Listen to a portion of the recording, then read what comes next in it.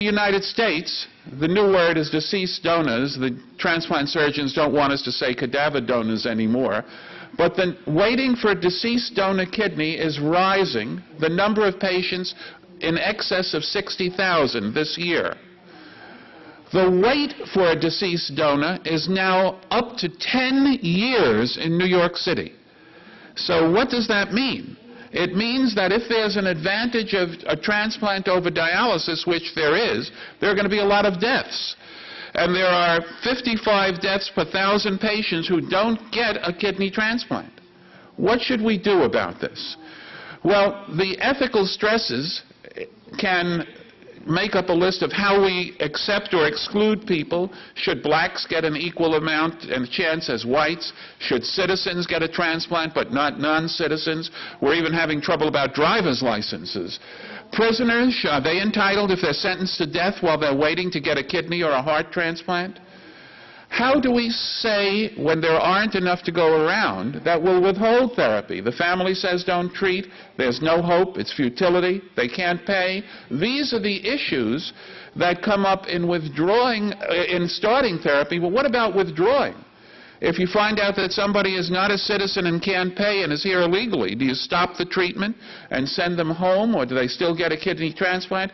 I'm only listing the issues that make up the ethical stresses. And what about a patient who beats up nurses or continues to use heroin in the hospital or who steals the doctor's wallet? Should that person be treated? These are more of the issues that I'm not going to cover other than to point them out to you. Should some people who are young get a kidney? Every time that the previous speaker, Amy, gave a kidney to an old person, she denied it to a young person. And if you have a waiting list and there's a 25 and a 75-year-old on the list and the kidney comes in available that night and you give it to the 75-year-old who may live 5 years, you've denied 30 or 40 years to the 25-year-old. And what about priority? Are some people more important than others? Well, we know they are, but we don't want to admit it, and we say they're fair, but you know that the president would get a kidney in a week, whereas anybody else might wait a year. You can talk in a minute in the discussion period. What about taking a kidney from within your family? Should a mother take a kidney from a child?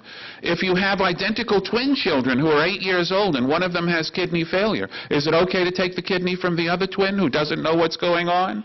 Can the mother give consent? And what about this issue, which I'm going to spend a few minutes on now, of a purchase kidney? Now, you can pay the donor families. Some places, some countries give a little bit of money towards the funeral. You can have secret arrangements for paying. You can have legal marketing, as in Iran, or concealed marketing, as in the United States. Well, what am I talking about? This is a Jewish conference. Let's look at the Jerusalem Post. A problem for today: newly destitute women sell their kidneys to feed their children. This is a slide lent to me from the Hebrew University in Jerusalem, Hadassah Hospital, by the late Michael Friedlander, who died only a few months ago. And he looked at 72 patients in his clinic who had purchased kidneys. What does that mean? They bought it on the open market, not a deceased donor through a system, not a family member. And 15 came from the United States. There are entire cities, this is the Villavakam in India, the National Geographic, where almost every young person has sold a kidney. They get from $1,000 to $10,000, depending on the place. And this interesting report in Foreign Policy for February 2005 pointed out, and these are Philippines people, all of whom had given up a kidney, the majority of the purchased kidneys were by Israelis. The majority of the selling kidneys from poor people were Filipinos. The waiting list grows, the number of people who sell their kidneys increases, and rich Israelis get the kidneys from poor Filipinos. Now, here's the price of kidneys on the open market, and incidentally, it's estimated that between 1 in 4 and 1 in 3 kidney transplants in the world today is a marketed kidney. The best price is for the United States. This is the card, if you're curious, of a kidney agent from Tamil Nadu, India, handed to me, trying to get the business. I've had 3 kidney agents from Israel come and see me. And here's a Russian transplant surgeon who will do for $50,000, take you and your partner into the Sklifosovsky Institute in Moscow, do the transplant, everything concerned with it, and then send you back home. The only thing you need to care for is the transportation.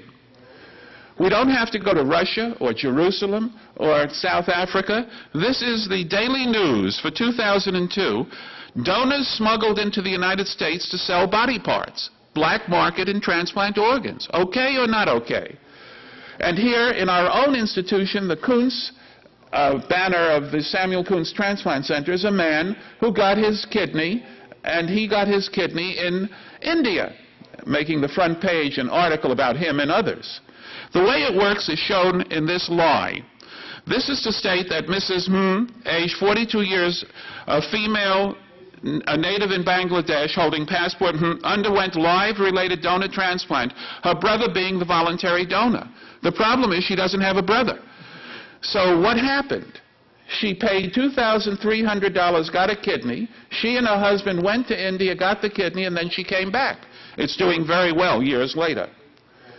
Well, is selling body parts legal? Now we come to the ethical question that I want you to consider.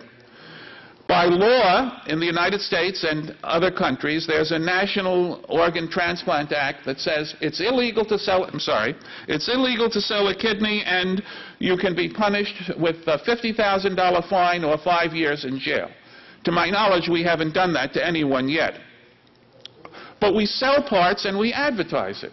As an intern and medical student, it was widely supportive of the class to sell semen for people who were infertile. So human sperm is marketed. These and other slides are courtesy of Amy.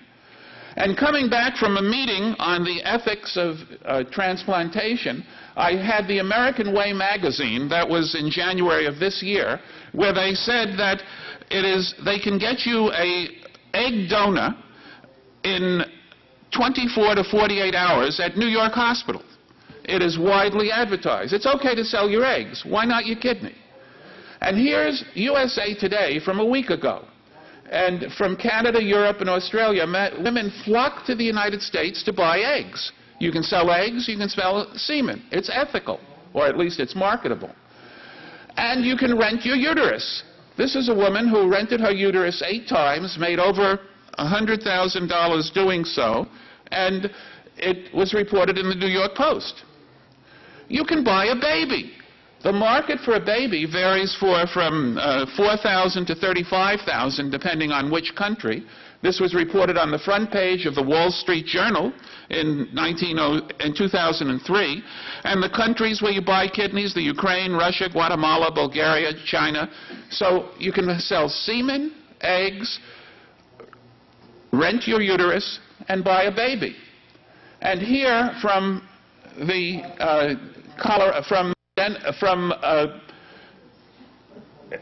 let's see, where was this, Amy? Nevada. Reno, Nevada. They advertised that the governor, Jesse Ventura, had sex when a woman sold her body to him, or at least prostitution rents a body.